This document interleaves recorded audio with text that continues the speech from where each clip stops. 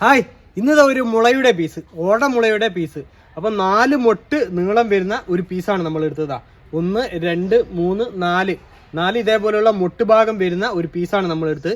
ഇത് വെച്ചിട്ട് വളരെ വ്യത്യസ്തമായിട്ടുള്ള ഒരുപാട് തരത്തില്, അതായത് പല തരത്തിൽ നമുക്ക് ഉപയോഗിക്കാൻ കഴിയുന്ന അടിപൊളിയായിട്ടുള്ള ഒരു ക്രാഫ്റ്റാണ് നമ്മൾ ചെയ്യുന്നത്. അപ്പൊ അതെന്താ ചെയ്യുന്നത് നോക്കാം ഇന്നത്തെ വീഡിയോയിൽ നമുക്ക്.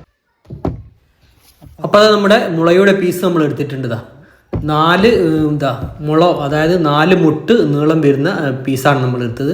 അതിൻ്റെ ആദ്യത്തെ മുളം, അതായത് ആദ്യത്തെ മൊട്ട് വരുന്നതിൻ്റെതാ തൊട്ട് താഴെ നമ്മളിതാ ഇതേപോലെ ഒന്ന് കട്ട് ചെയ്തെടുക്കുന്നുണ്ട്. അപ്പോൾ ഇതൊരു 1/4 ഭാഗമാണ് നമ്മൾ കട്ട് ചെയ്ത് വെക്കുന്നത്. ഇതേപോലെ എക്സോ ബ്ലേഡ് ഉപയോഗിച്ചിട്ടാണ് നമ്മൾ കട്ട് ചെയ്യുന്നത്. അപ്പോൾ അത് 1/4 ഭാഗമാണ് നമ്മൾ കട്ട് ചെയ്ത് വെക്കുന്നത്. അപ്പോൾ അത് നമ്മൾ 1/4 ഭാഗം നമ്മൾ കട്ട് ചെയ്ത് വെച്ചു. ഇതേപോലെ ബാക്ക് ഭാഗത്തേക്ക് നമ്മൾ കട്ട് ചെയ്തിട്ടില്ല. ഇനി നമ്മൾ അതിൻ്റെതാ ഒരു 3 ഇഞ്ച് താഴെ നമ്മൾ വീണ്ടും കട്ട് ചെയ്യുന്നുണ്ട്. അതേപോലെ തന്നെ അതേ അളവിൽ 1/4 ഭാഗം നമ്മൾ കട്ട് ചെയ്ത് വെക്കണം.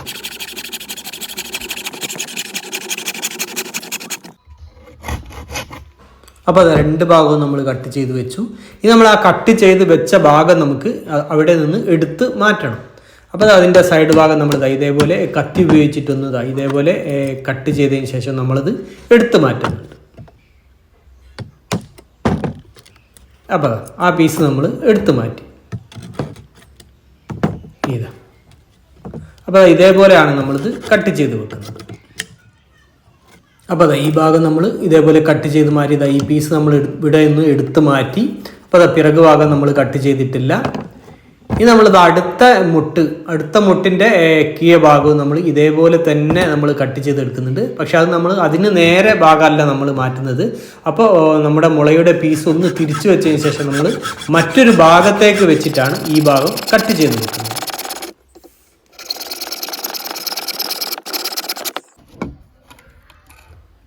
അപ്പോൾ അത് രണ്ടാമത്തെ മുട്ടിൻ്റെ താഴെ ഭാഗവും നമ്മൾ ഇതേപോലെ തന്നെ കട്ട് ചെയ്തെടുത്തു. നേരത്തെ ചെയ്തതുപോലെ തന്നെ ചെയ്തെടുത്തു. അപ്പോൾ അതിൻ്റെ നേരെ മറ്റൊരു സൈഡിലേക്കാണ് നമ്മളിത് കട്ട് ചെയ്തെടുത്തത്. ഇനി നമുക്ക് മൂന്നാമത്തെ ഭാഗത ഇത് രണ്ടുമല്ലാത്ത മറ്റൊരു ഭാഗത്തേക്കാണ് നമ്മളത് കട്ട് ചെയ്തെടുക്കുന്നത്. അപ്പോൾ ഈ 4 ഭാഗത്തേക്കുമായിട്ട് നമ്മളിത് കട്ട് ചെയ്തെടുക്കുന്നുണ്ട്. 4 ഭാഗത്തേക്കായിട്ട് നമ്മൾ മുളയുടെ 4 മുട്ടിന് താഴെ നമ്മളിത് ഇതേപോലെ കട്ട് ചെയ്തെടുത്തു. ഇനി നമുക്കിത് കുത്തനെ വെക്കാം. അതിനുശേഷം ഇതിൻ്റെ ഈ കട്ട് ചെയ്ത ഭാഗത്തിൻ്റെ താഴോട്ട് വരുന്ന ഭാഗം, കീഴോട്ട് വരുന്ന ഭാഗം നമ്മളൊന്ന് ചീന്തി എടുക്കുന്നുണ്ട്.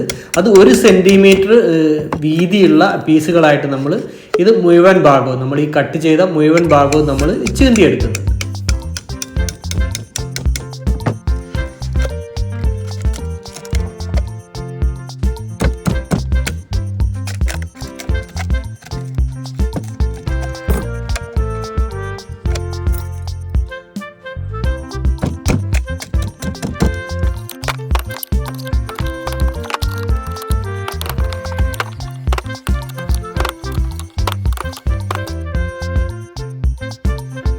അപ്പോൾ ഇതേപോലെയാണ് നമ്മൾ ഈ ഭാഗം ചീന്തി എടുക്കുന്നത്. 1 സെൻറ്റിമീറ്റർ വീതിയുള്ള പീസുകളായിട്ട് നമ്മളിതാ ഇതേപോലെ ഇത് ചീന്തി നിർത്തിയിട്ടുണ്ട്. അപ്പോൾ താഴെ ഭാഗത്തുള്ള മുട്ട് വരെയാണ് നമ്മൾ ചീന്തി നിർത്തിയത്. അപ്പോൾ ഒരു ഭാഗം നമ്മൾ അതേപോലെ ചീന്തി എടുത്തു. ഇനി നമുക്കിതിൻ്റെ മുകൾ ഭാഗത്തേക്ക് വരുന്ന 3 ഭാഗം കൂടി നമുക്ക് ഇതേപോലെ തന്നെ ചീന്തി എടുക്കണം. അപ്പോൾ 4 ഭാഗവും നമ്മൾ കട്ട് ചെയ്തെടുത്ത 4 ഭാഗവും നമ്മൾ ഇതേപോലെ ചീന്തി എടുത്തിട്ടുണ്ട്. ഇനി ഇത് നമ്മൾ ചൂടിക്കാരാണ് എടുക്കുന്നത്. അപ്പോൾ വണ്ണം കുറഞ്ഞ ചൂടിക്കാരാണ് നമ്മൾ എടുത്തത്. അത് വെച്ചിട്ട് നമ്മൾ ചീന്തി എടുത്തതിൻ്റെ ഒരു ഭാഗം നമ്മൾ ഇതേപോലെ മെടഞ്ഞെടുത്തിട്ടുണ്ട്. ഇനി നമുക്ക് ബാക്കി 3 ഭാഗം കൂടി ഇതേപോലെ തന്നെ മെടഞ്ഞെടുക്കണം. അപ്പോൾ അതെങ്ങനെയാണ് മെടഞ്ഞെടുക്കുന്നത് നമുക്കൊന്ന് നോക്കാം. ആദ്യം നമ്മൾ ചൂടിക്കാർ എടുത്തതിന് ശേഷം ആ മുട്ടുഭാഗം തുടങ്ങുന്ന ഭാഗത്ത് നിന്നും കുറച്ച് ഭാഗം നമ്മൾ ഇതേപോലെ ചൂടിക്കാരൊന്ന് ചുറ്റിയെടുക്കുന്നുണ്ട്. അപ്പോൾ മുളയുടെ മുകളിൽ ഇതേപോലെ നമ്മളൊരു 6-7 വരിയോളം നമ്മൾ ഇതേപോലെ ചുറ്റിയെടുക്കുന്നുണ്ട്.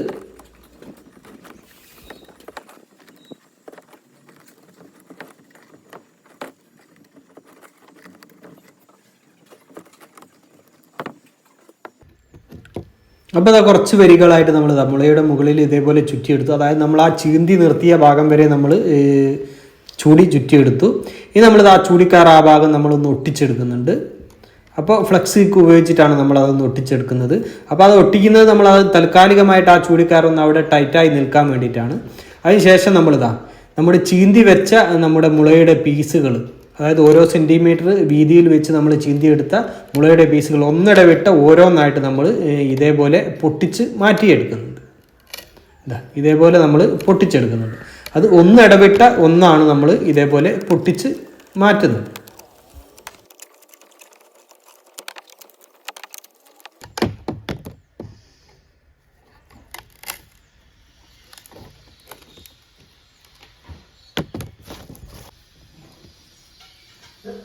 അപ്പോൾ നമ്മൾ ചീന്തി വെച്ച മുളയുടെ പീസിൽ ഒന്നിടവിട്ട ഓരോരോ പീസുകളും നമ്മൾ ഇതേപോലെ പൊട്ടിച്ച് മാറ്റിയെടുത്തു. ഇനി അതിന് ശേഷം നമ്മൾ ചൂടിക്കയറിൻ്റെ ബാക്കി ഭാഗം ഉപയോഗിച്ച് ഇത് മെടഞ്ഞെടുക്കുന്നുണ്ട്. അപ്പോൾ ആദ്യം നമ്മൾ ഒരു വരി നമ്മൾ ഇതേപോലെ മെടഞ്ഞെടുക്കുന്നുണ്ട്. ഒരു മുളയുടെ പീസ് ഉൾഭാഗത്തും ഒരു പീസ് പുറം ഭാഗത്തും വരുന്ന രീതിയിലാണ് നമ്മളിത് മെടഞ്ഞെടുക്കുന്നത്. അപ്പോൾ ആദ്യം നമ്മൾ ഒരു വരി ഇതേപോലെ മെടഞ്ഞതിന് ശേഷം അത് നിർത്തുന്നുണ്ട്. അപ്പോൾ അത് മെടഞ്ഞ് നിർത്തിയതിന് ശേഷം നമ്മൾ ഇതേപോലെ ഒരു ചിരട്ടയുടെ പീസ് എടുക്കുന്നുണ്ട്. അപ്പോൾ ചെറിയ ചിരട്ടയുടെ പീസാണ് നമ്മൾ എടുക്കുന്നത്. അത് ഇതിനുള്ളിലേക്ക് നമ്മൾ ഇതേപോലെ കടത്തി വെക്കുന്നുണ്ട്. അപ്പോൾ ഇത് ഇതേപോലെ കടത്തി, ഈ ചിരട്ടയുടെ പീസ് ഇതേപോലെ കടത്തി വെക്കുമ്പോൾ ആ മുളയുടെ പീസുകളൊക്കെ ഇതേപോലെ വിടർന്ന് കിട്ടും നമുക്ക്. അപ്പോൾ ആ വിടർന്ന് കിട്ടിയതിന് ശേഷം നമ്മൾ ബാക്കി ഭാഗം, ആ മുഴുവൻ ഭാഗവും നമ്മൾ മെടഞ്ഞെടുക്കുന്നുണ്ട്.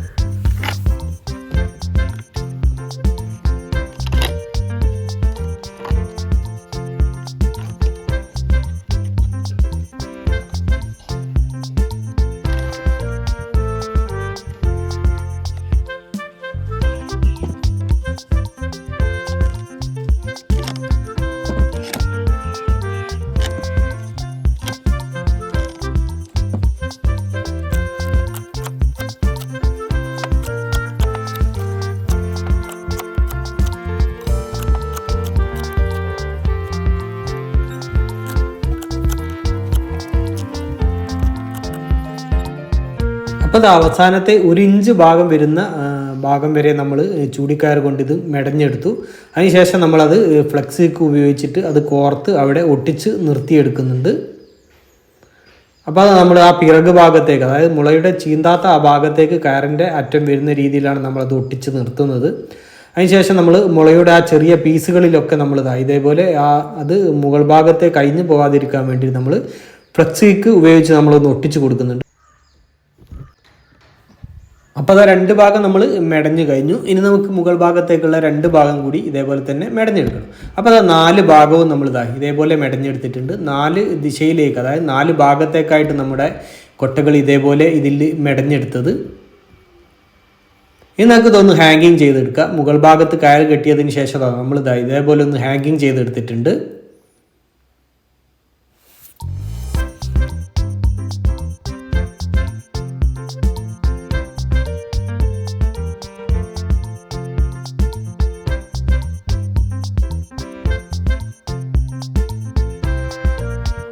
ഇനി ഇത് നമ്മുടെ 4 കൊട്ടയിലും നമ്മൾ ഇതേപോലെ പ്ലാന്റുകൾ വെച്ചിട്ടുണ്ട്.